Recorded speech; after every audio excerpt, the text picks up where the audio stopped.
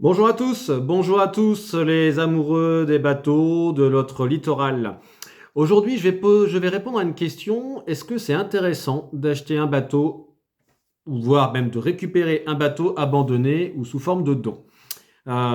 Question intéressante, puisque pour les petits budgets, ça peut être pas mal, mais on va voir aussi que ça peut avoir des conséquences. Donc ça peut être intéressant, oui, mais. C'est toujours pareil, oui, mais.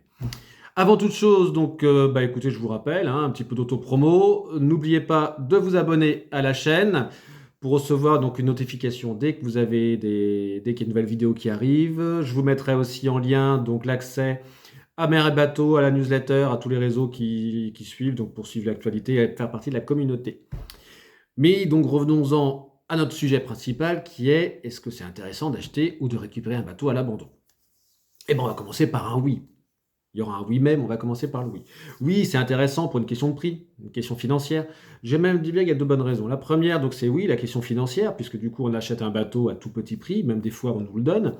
Quand on est jeune notamment, c'est quand même super intéressant, parce un bateau ça coûte cher, et puis souvent quand on n'a pas de budget, voilà. Et on sait que le pouvoir d'achat, c'est pas toujours ce qu'il y a de plus simple à maintenir par les temps qui courent, pour les jeunes et les moins jeunes.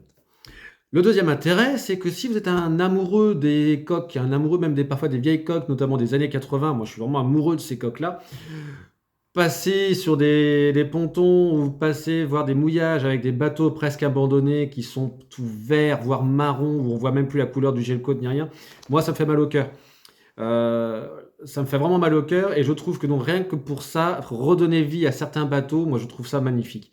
Les gens qui travaillent à fond pour redonner vie à des anciennes gloires comme des jouettes par exemple, tout ce qui était fait par Yachting France, les bateaux Aloha, les bateaux qui font partie de l'histoire maritime de la fin de la plaisance tout du moins, et notamment de la plaisance populaire.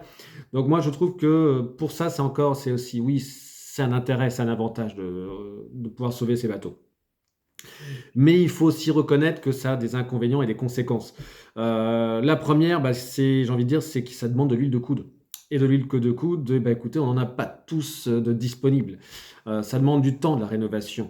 La rénovation, ça demande du temps de présence, du temps de recherche de l'équipement, de matières premières, du temps d'être présent. Il faut trouver un endroit pour le stocker, le bateau. Donc ça, c'est pas donné à tout le monde. Moi, je vois par exemple, je travaille, j'ai même des enfants. Les enfants, pour ceux parmi vous qui en ont, vous savez que ça prend du temps, voire pour des petits enfants.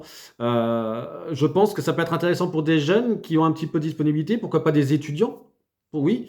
Pour d'autres, ça va être compliqué de se dégager du temps. Et franchement, on voit assez de bateaux avec un début de rénovation et en fin de compte, on va pas jusqu'au bout. Alors, je ne jette pas la pierre parce qu'on ne peut pas aller jusqu'au bout. C'est souvent qu'on a eu un projet, mais on a eu les yeux un peu plus grands que la tête. Non, c'est pas l'expression, on va la reprendre. Euh, et en fait, on se dit non, en fait, j'y arriverai pas. Et donc, on laisse tomber. Ça se voit souvent. Donc, rappelez-vous, ça demande du temps, d'huile de coude. L'autre bonne raison de faire attention quand même, c'est qu'un bateau, mine de rien, quand c'est pas utilisé, ça se détériore. Souvent, ça peut arriver de se dire, moi j'ai fait l'opéra, j'ai fait une fois, hein. Je me suis dit, tiens, un bateau qui n'avait pas navigué depuis 3 ans de mémoire. C'était un First 25. Je me suis dit, bah super, un First 25, 3 ans, First 25, c'est nickel. Il n'avait pas bougé depuis 3 ans. Je me dis, je vais même essayer de le négocier. Sauf que ce qui s'est passé, c'est que le bateau, en fait, il y avait beaucoup, beaucoup de frais parce que le moteur était à revoir entièrement, tout le gréement était à revoir. Un bateau qui n'a pas bougé, qui a pris les intempéries, mais sans entretien ni rien. Il y a eu un gros, gros, gros, gros travail. Je me suis même fait un petit peu déborder, je vous l'accorde. C'est pas un bateau que j'ai gardé d'ailleurs très longtemps.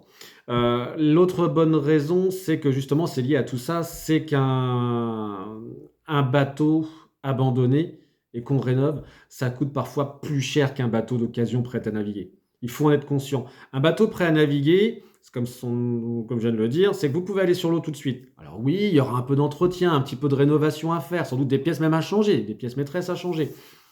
Mais un bateau qu'on vous donne, qui est entièrement abandonné, qui est à rénover entièrement, vous allez mettre peut-être 1 ou 2 ans avant de le rénover. En attendant, il va falloir payer un emplacement, bien évidemment. Et changer toutes les pièces une par une, ça peut coûter très cher. Et on se retrouve avec une facture qui est supérieure à la facture du coût d'achat d'un bateau prêt à naviguer.